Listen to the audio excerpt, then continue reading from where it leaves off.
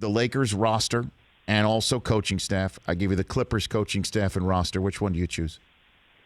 I'm going with the Clippers. I think the Lakers have a better duo in LeBron and Anthony Davis, but I think the Clippers have a more complete team. Kawhi Leonard is a superstar in this league. He's a top 5 player. Paul George is a top 10 player. The two of them together, their skill set, along with their poise and temperament on the basketball court, complements one another. And, oh, by the way, they're elite two-way players. They don't just play offense. Both are accustomed to having prime defensive assignments and answering the call on a night-in, night-out basis.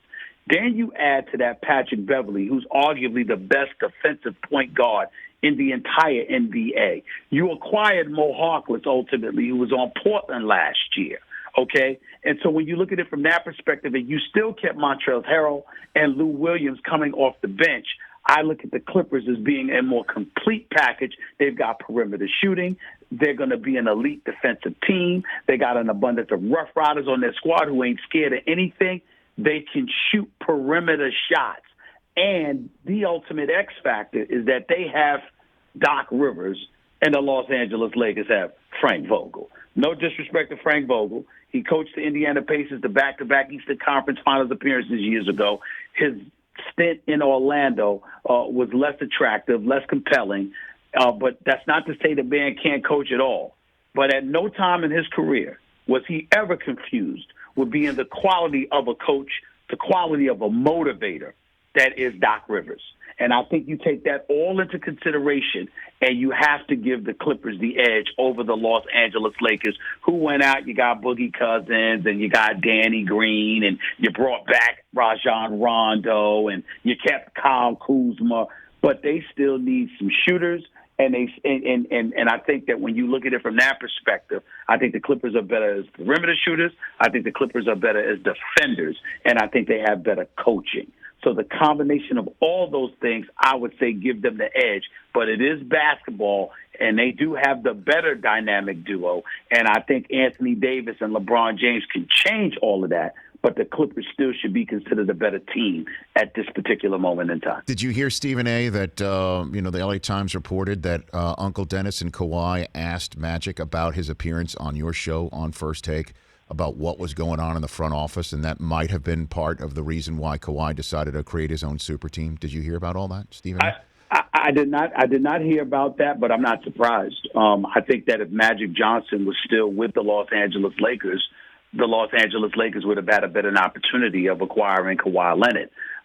Magic Johnson, who I know very well, obviously, this was in the works over the last 3 years. What he had plotted and planned was to get LeBron first, Anthony Davis second, and Kawhi Leonard or Kevin Durant third. That was the plan. And then ultimately things went awry. And so it wouldn't surprise me at all if Kawhi Leonard and Uncle Dennis asked that question. Magic Johnson knows Uncle Dennis very well. He knows one of Kawhi's other friends, this guy Wilkes, that was at UCLA. Jerry West knows them too, by the way, and credit to Jerry West. But Magic knew these guys. Obviously, Rob Pelinka, the general manager for the Los Angeles Lakers, had been working to, try to figure out some things about Kawhi via Steve Fisher, who was Kawhi's coach in college at San Diego State, who also coached Rob Pelinka when he was a reserve on the Fab Four.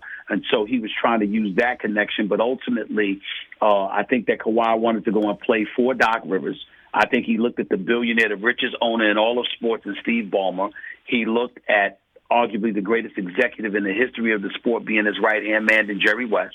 He looked at Lawrence Frank in the front office, their medical staff. He looked at Doc Rivers, and he said, this is a first-class organization. But the Lakers were still appealing enough where you could use that as legitimate blackmail, per se. You could use them as leverage to go back to the Clippers and say, if you don't go and get Paul George, I'm going to go and play with LeBron James and Anthony Davis. Now, whether Kawhi Leonard officially and literally did that, Rich Eisen, I believe he did, but I don't know. But what I will tell you is this. That's what he told the Clippers. That I can tell you.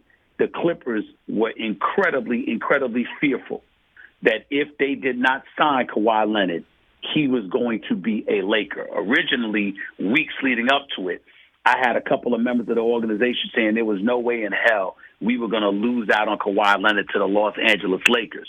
But in those last 24 hours, they firmly believed they were about to lose him to the Los Angeles Lakers. And Steve Ballmer was not having that. And Doc Rivers was not having that. Jerry West was not having that. And that's why they pulled the trigger. For more of The Rich Eisen Show, tune to Audience Channel 239 on DirecTV for free on BR Live or download the Rich Eisen Show app.